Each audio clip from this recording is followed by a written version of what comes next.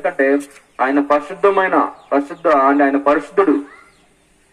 అంటే పరిశుద్ధుడిగా ఆయన మనం ఇక భూమి మీద ఏ వ్యక్తి కూడా పరిశుద్ధమైన వ్యక్తిగా చెప్పలేదు. ఎందుకంటే ప్రతి ఒక్క వ్యక్తి కూడా తల్లి గర్భంలోనే వస్తూ వచ్చాడు, కానీ ఆయన మనుషుల యొక్క కలయిక ద్వారా మనుషులు పుడుతూ వచ్చాడు, కానీ ఆయన పరిశుద్ధాత్మ ద్వారా గర్భం దాల్చి ఆయన భూమి మీదకి వస్తూ వచ్చినాడు. అందుకనే ఆయన పరిశుద్ధుడు.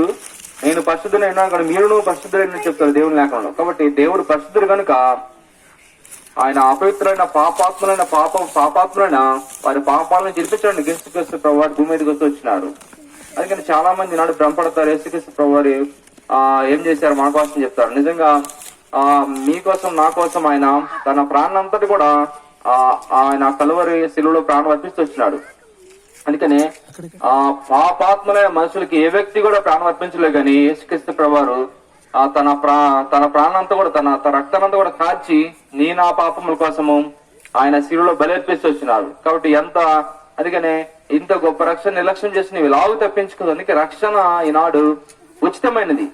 కొన్నిసార్లు చూడండి, ఏవైనా సరే వెలగలే అంటే ఎగబడతారు, ఉచితమైన అంటే ఇప్పుడు వద్దులు అంటారు మనకి. అందుకని ఉచితంగా వచ్చేది ఎవరు కూడా తీసుకోండి ఇష్టపడరు. అదే వెలగలది ఏదైనా చూడండి, మీకు బట్టలైనా తర్వాత ఇక కొంచెం వెలగల ఈనాడు బంగారం గురించి ఎక్కువగా మాట్లాడుతుంటారు. అది వెలగల కాబట్టి దానికోసం కొనాలని ప్రయత్నం చేస్తుంటారు. అందుకని విలువ గల వస్తువులను మనుషులు కొనపడతారు, కానీ ఏ విలువ లేకుండా ఉచితంగా ఇచ్చేవాడు రక్షణ మాత్రం ఏ మానవుడు కూడా లక్ష్య పెట్టట్లేదు. అందుకే ఉచితంగా వచ్చేది, కానీ ఇది చాలా ప్రాముఖ్యమైనది. మనుషులు భూమి మీద బ్రతికొండంగా పనిచేస్తుంది.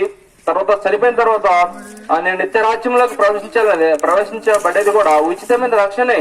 అందుకని యేసుక్రీస్తు ప్రభువారు ఉచితంగా నీకోసం నా కోసం మన పాపం నిమిత్తమైన ఆయన యేసుక్రీస్తు ప్రభువారైన తన రక్తానంతా కూడా కార్చి నీకు ఉచితంగా అనిపిస్తూ వచ్చినాడు. ఇంత గొప్ప రక్షణ నిర్లక్ష్యం చేసి నువ్వు ఎలాగో తప్పించుకున్నట్లుగా ఈ విధంగా. అందుకనే యేసు వైపు చూచి రక్షణ అంటే నా వైపు చూచి రక్షణ పొందడం దేవుడు సెలవిస్తాడు.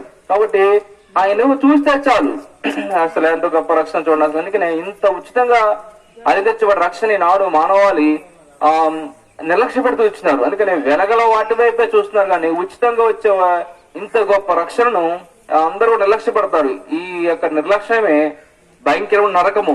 ఆ నరకా నుంచి తప్పించబడాలని యేసుక్రీస్తు ప్రభువారు భూమి మీదకి వస్తూ వచ్చినారు. అందుకని నా పాపము నిమిత్తమై నీకోసం నా కోసము ఆ భయంకరమైన నరకాన్ని నుంచి తప్పించి నేను నిత్య రాజ్యంలో ప్రవేశించాలని ఆయన ఉచితంగా రక్షణ తీసుకొస్తున్నా. ప్రియ సోదర సోదరి, ఈ మాటలు వింటున్న వారు ఎవరైనా సరే మరి ఆ భయంకరమైన నరకాన్ని నుంచి నేను తప్పించాలని నీకోసం ఉచితంగా రక్షణ అనుగ్రహిస్తూ వచ్చినాడు. కాబట్టి ఈ రక్షణ నిర్లక్ష్యం చేయొద్దు. నేను ఎవరైనా సరే ప్రభువాని పాపిని ఆయన హృదయంలో ఒక మాట అనుకుంటే చాలు, దేవాదేవుడు నేను క్షమించి ఆ గొప్పదైన పరలోక రాజ్యానికి వాసులు చేస్తాడు. ప్రభు యేసుక్రీస్తుని విశ్వాసం ఉంచండి, అప్పుడు మీరు మీ ఇంటి వారును గొప్ప రక్షణ పొందుదురు.